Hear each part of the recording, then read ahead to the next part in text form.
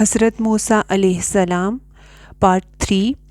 جادوگروں نے فرعون سے کہا، اگر ہم غالب آ گئے تو کیا ہمیں انعام ملے گا؟ جواب میں فرعون نے کہا، ہاں، بلکہ اس سے بڑھ کر یہ کہ تم ہمارے مقرب لوگوں میں شامل ہو جاؤ گے۔ اب ان میں لالچ پیدا ہو گیا۔ لوگوں میں اعلان کرنے لگے کہ یہ دونوں محض جادوگر ہیں۔ ان کا پختہ ارادہ ہے کہ جادو کے زور سے تمہیں تمہاری زمین سے نکال کر باہر کریں اور تمہارے عمدہ مذہبی طریقے کو ختم ہی کر دیں۔ چنانچہ 40 کے 40 جادوگر صف بنا کر موسیٰ علیہ السلام کی طرف بڑھنے لگے، غرور و تکبر سے۔ ادھر موسیٰ علیہ السلام آگے بڑھے، ہارون علیہ السلام ان کے پیچھے تھے۔ لوگوں کی حالت عجیب تھی۔ ان کی زبان پر یہ الفاظ تھے، جو آج غالب آ گیا وہی کامیاب ہے۔ جادوگر پھر کہنے لگے، اے موسیٰ، یا تو پہلے ڈال یا ہم پہلے ڈالنے والے ہیں۔ اللہ تعالیٰ نے موسیٰ علیہ السلام کی طرف وحی کی کہ پہلے انہیں ڈالنے دو۔ موسیٰ علیہ السلام نے جواب دیا، پہلے تم ہی ڈالو۔ ان جادوگروں کے پاس لکڑیاں اور رسیاں تھیں۔ انہوں نے وہ میدان میں ڈال دی۔ دیکھتے ہی دیکھتے وہ رسیاں اور لکڑیاں حرکت کرنے لگی، بڑی عجیب و شکل و صورت میں ادھر ادھر آنے جانے لگی۔ سورۃ طٰہٰ آیت 66 میں اللہ تعالیٰ فرماتے ہیں کہ اب تو موسیٰ علیہ السلام کو یہ خیال گزرنے لگا کہ ان کی رسیاں اور لکڑیاں ان کے جادو کے زور سے دوڑ بھاگ رہی ہیں۔ سورۃ اعراف 116 میں یہ واقعہ کچھ یوں ہے کہ جب انہوں نے ڈالا تو لوگوں کی آنکھوں پر جادو کر دیا اور ان کو دہشت زدہ کر دیا، اور ایک طرح کا بڑا جادو وہ لائے تھے۔ سب کو یوں دکھائی دیتا تھا کہ یہ سانپ ہیں۔ سب خوف زدہ ہو گئے۔ موسیٰ علیہ السلام نے بھی کچھ خوف سا محسوس کیا کہ یہ کیسا جادو ہے۔ اللہ نے موسیٰ علیہ السلام کو تسلی دی اور فرمایا، کہا، ہم نے کچھ خوف نہ کر، یقیناً تو ہی غالب اور برتر رہے گا۔ کہا، تیرے دائیں ہاتھ میں جو ہے وہ ڈال دے۔ ہارون علیہ السلام نے آپ کا عصا پکڑایا۔ موسیٰ علیہ السلام نے اسے میدان میں ڈال دیا تو وہ اژدہا بن گیا۔ اس نے ان تمام رسیوں کو جو سانپ دکھائی دے رہی تھی نگلنا شروع کر دیا۔ اللہ تعالیٰ سورۃ طٰہٰ میں 69 میں فرماتے ہیں، اور تیرے دائیں ہاتھ میں جو ہے اس کو ڈال دے تاکہ یہ ان کی تمام کاریگری کو نگل جائے۔ وہ جو کچھ بنایا ہے یہ جادوگری کے کرتب ہیں، اور جادوگر کہیں سے بھی آئے کامیاب نہیں ہوتا۔ جادوگروں نے پورے مجمع پر جادو کر رکھا تھا۔ جب موسیٰ علیہ السلام کے عصا نے ان سب کو نگل لیا تو وہ سمجھ گئے، یعنی جادوگر، کہ ان کے جواب میں یہ جادو نہیں ہو سکتا، یہ تو اللہ تبارک و تعالیٰ کی طرف سے معجزہ ہی ہو سکتا ہے۔ سورۃ طٰہٰ آیت 70 میں ہے، جادوگر سجدے میں گر گئے اور کہنے لگے، ہم تو ہارون علیہ السلام اور موسیٰ علیہ السلام کے رب پر ایمان لے آئے۔ انہیں یقین ہو گیا کہ یہ جادو نہیں بلکہ اللہ کا معجزہ ہے۔ ان کے الفاظ سن کر فرعون غضبناک ہو گیا، آگ بگولا ہو گیا، کیونکہ سب کے سب جادوگر سجدے میں گر گئے۔ وہ بولا، میری اجازت سے پہلے ہی تم اس پر ایمان لے آئے، بے شک یہی تمہارا بڑا ہے۔ اس نے تمہیں جادو سکھایا ہے، مطلب یہ تمہارا استاد ہے، اور تمہارا یہ پہلے سے طے شدہ پروگرام تھا۔ وہ کہنے لگا، بے شک یہ ایک سازش تھی جس پر تم نے عمل کیا۔ اب وہ الٹا انہیں ہی دھمکیاں دینے پر اتر آیا، جیسا کہ سورۃ طٰہٰ آیت 71 میں ہے، سن لو، میں تم سب کے ہاتھ اور پاؤں مخالف سمت سے کٹوا کر تم سب کو کھجوروں کے تنوں پر لٹکوا دوں گا، اور تمہیں معلوم ہو جائے گا کہ ہم دونوں میں سے کس کا عذاب زیادہ سخت اور دیر پا ہے۔ اس پر جادوگروں نے جو جواب دیا وہ سورۃ طٰہٰ آیت 72 میں ہے۔ ان لوگوں نے جواب دیا کہ ہم ان دلائل اور اس ذات کے مقابلے میں تجھے کبھی ترجیح نہیں دیں گے جس نے ہمیں پیدا کیا۔ تجھے جو کرنا ہے دل کھول کر کر ڈال، تو سوائے اس کے کہ اس دنیاوی زندگی میں کچھ کرے اور کر بھی کیا سکتا ہے۔ فرعون نے ان جادوگروں کو فوراً مذکورہ سزا دلوائی، اور جادوگر یہ کہتے ہوئے چلے کہ اب ہم اپنے پروردگار پر ایمان لا چکے تاکہ وہ ہمارے پچھلے گناہ معاف کر دے، اور تو نے جو جادو کے سلسلے میں ہم پر زور ڈالا اس کو بھی اللہ ہمیں معاف کر دے۔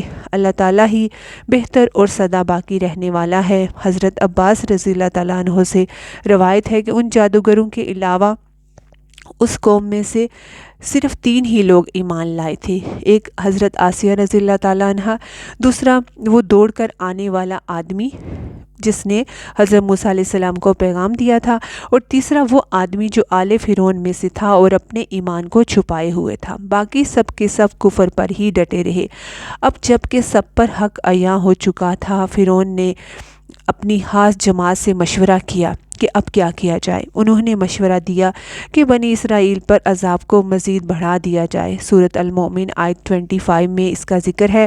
جب ان کے پاس موسیٰ ہماری طرف سے دین حق لے کر آئے تو انہوں نے کہا جو اس کے ساتھ ایمان لانے والے ہیں ان کے لڑکوں کو مار ڈالو اور ان کی لڑکیوں کو زندہ رکھو، اور کافروں کی جو ہیلا سازی ہے وہ غلطی میں ہی ہے۔ اب بنی اسرائیل پر دوبارہ وہی پرانی آزمائش والا سلسلہ شروع ہو گیا، اور فرعون نے کہا مجھے چھوڑ دو کہ میں موسیٰ کو مار دوں، اسے چاہیے کہ اپنے رب کو پکارے، مجھے تو ڈر ہے کہ یہ کہیں تمہارا دین نہ بدل ڈالے یا ملک میں کوئی بڑا فساد نہ برپا کر دے۔ اس کے مقابلے میں موسیٰ علیہ السلام نے اللہ تعالیٰ سے یوں دعا مانگی۔ موسیٰ نے کہا میں اپنے پروردگار اور تمہارے رب کی پناہ میں آتا ہوں ہر اس تکبر کرنے والے شخص سے جو روز حساب پر ایمان نہیں رکھتا۔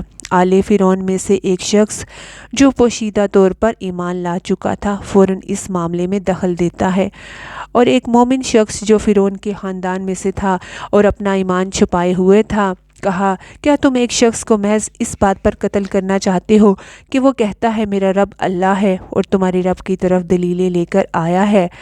وہ انہیں دعوت دیتا ہے، وہ کہتا ہے کہ اس شخص کی پیروی کرو، اور پھر فرعون کو اللہ تعالیٰ کی نعمتیں بھی یاد کراتا ہے اور نبی کی مخالفت سے روکتا ہے۔ آخر کار فرعون اسے بھی مارنے پر تل جاتا ہے، لیکن اللہ تعالیٰ اسے بچا لیتے ہیں۔ چنانچہ سورۃ مومن آیت 45 میں ہے کہ بس اللہ تعالیٰ نے اسے تمام برائیوں سے محفوظ رکھا جو ان لوگوں نے سوچ رکھی تھی، اور فرعون والوں پر بری طرح کا عذاب الٹا دیا۔ مسلسل تبلیغ اور معجزات دکھانے کے باوجود موسیٰ علیہ السلام پر بنی اسرائیل کے علاوہ آل فرعون سے تھوڑے سے لوگ ایمان لائے۔ اکثر لوگ فرعون اور سرداروں کے ڈر سے کفر و سرکشی پر ہی باضد رہے، اور موسیٰ علیہ السلام نے کہا اے میری قوم، اگر تم اللہ پر ایمان رکھتے ہو تو اس پر توکل کرو، اگر تم اطاعت کرنے والے ہو۔ انہوں نے کہا ہم اللہ پر ہی توکل کریں گے۔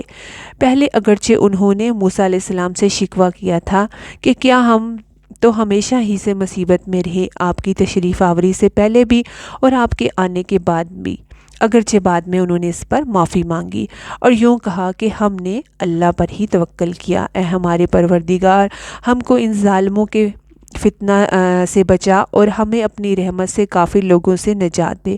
اس کے بعد اللہ تعالیٰ نے موسیٰ علیہ السلام کو وحی کی۔ سورہ یونس آیت 87 میں ہے کہ ہم نے موسیٰ اور اس کے بھائی کے پاس وحی بھیجی کہ تم دونوں قوم کے لیے مصر میں گھر بنا لو، مطلب یہ کہ اپنے گھروں ہی کو مسجد بنا لو، یعنی فرعون کی طرف سے سختی اور نگرانی زیادہ ہے اور تمہارے لیے مسجدوں میں آ کے نماز پڑھنا ممکن نہیں، تو تم گھروں میں ہی نماز ادا کرتے رہو، جیسا کہ سورہ یونس آیت 87 میں ہے، اور نماز کے پابند رہو اور آپ مسلمانوں کو بشارت دے دو۔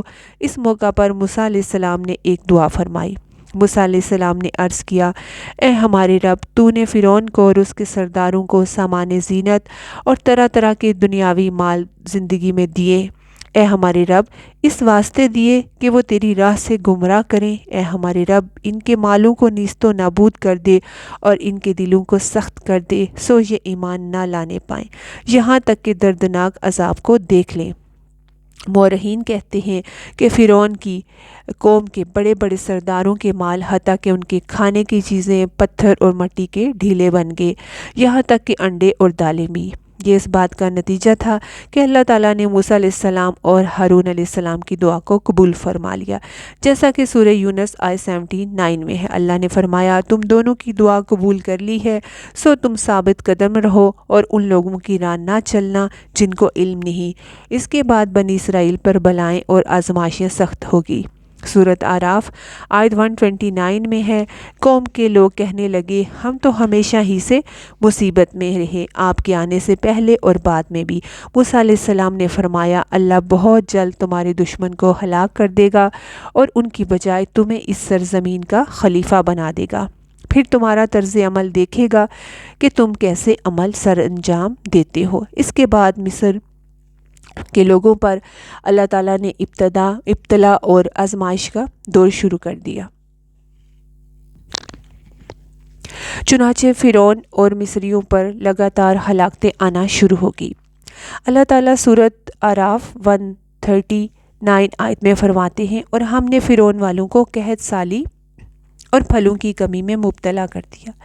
اللہ کا قہر شروع ہوا، آسمان سے بارش برسنا بند ہو گئی، دریائے نیل خشک ہو گیا، ان کی بھوک شدید ہو گئی۔ فرعون سمجھ گیا یہ موسیٰ علیہ السلام کی وجہ سے ہے، کہنے لگا اے موسیٰ اگر تم اپنے رب سے دعا کر کے یہ تکلیف ختم کرا دو تو ہم بنی اسرائیل پر جفائیں ختم کر دیں گے۔ موسیٰ علیہ السلام نے فرمایا ٹھیک ہے، چنانچہ آپ نے اللہ تعالیٰ سے دعا فرمائی، دریائے نیل جاری ہو گیا، بارش کا نزول ہوا، مگر فرعون باز نہ آیا۔ اس نے بنی اسرائیل کو دوبارہ تنگ کرنا شروع کر دیا۔ اس کے جواب میں اللہ نے بھی فوراً دوسرا عذاب بھیج دیا، پھلوں کی پیداوار کم کر دی۔ وہ بڑے درخت جو پھلوں سے لدے رہتے تھے اب ان پر ایک آدھ دانہ لگتا، کھجوروں پر، انگوروں کی بیلوں پر بھی ایک آدھ پھل لگتا۔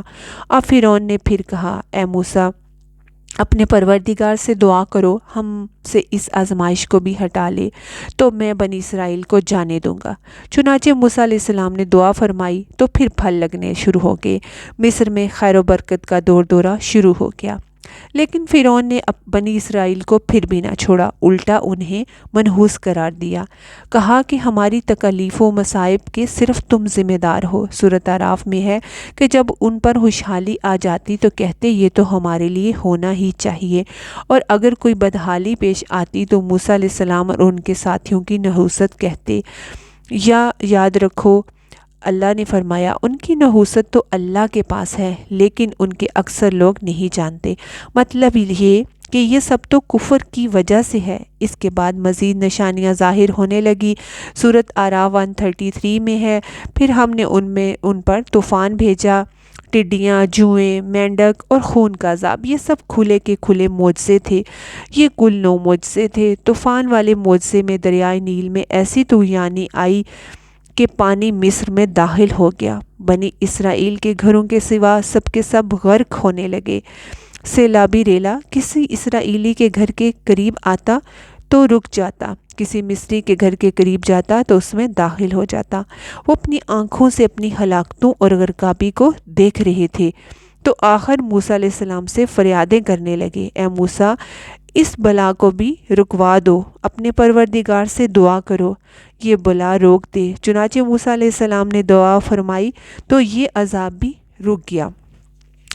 فرعون اور مصری خوش ہو گئے۔ اس کے بعد ٹڈیوں کا عذاب شروع ہوا، ان کے کھیتوں میں ٹڈی دلف ہو جاتی اور چٹ کر جاتی، لیکن بنی اسرائیل کے کھیتوں کو کچھ نہ کہتی۔ اس طرح دعا کرنے سے یہ بلا بھی ختم ہوئی۔ اس طرح جوؤں کا، مینڈک کا، خون کا، سب کا معجزہ لوگوں نے آنکھوں سے دیکھا، مگر لوگ پھر بھی ایمان نہ لائے، وہ غرور و تکبر میں پڑے رہے۔ آخر کار موسیٰ علیہ السلام کو اللہ کا حکم ہوا کہ تو راتوں رات بنی اسرائیل کو لے کر نکل جا۔ چنانچہ بنی اسرائیل رات کی تاریکی میں نکلے، وہ قریباً 6 لاکھ کے قریب تھے۔ یہ سب لوگ اپنے مال مویشی اور مال و اسباب کے ساتھ اپنے ساتھ لے کر فلسطین کی جانب ہجرت کر گئے۔ فرعون کو صبح سویرے پتہ چلا تو سوچ میں ڈوب گیا کہ اب کیا ہوگا، ہماری خدمت اور غلامی کون کرے گا۔ اس کی حالت پاگلوں جیسی ہو گئی۔ آخر اس نے بنی اسرائیل کا پیچھا کرنے کا حکم دیا۔ سورۃ شورى آیت 57 to 60 میں ہے آخر کار ہم نے انہیں باغات سے، چشموں سے اور خزانوں سے اور اچھے مقامات سے نکال باہر کر دیا۔ اس طرح ہم نے تمام چیزوں کا وارث بنی اسرائیل کو بنا دیا۔ بس فرعون کے لوگ سورج نکلتے ہی ان کے تعاقب میں نکلے۔ موسیٰ علیہ السلام بنی اسرائیل کو لیے بحیرہ احمر کے ایک کنارے پر پہنچے۔ انہوں نے پیچھے مڑ کر دیکھا تو کیا دیکھتے ہیں کہ فرعون اپنے لشکر کے ساتھ بھاگا چلا آ رہا ہے۔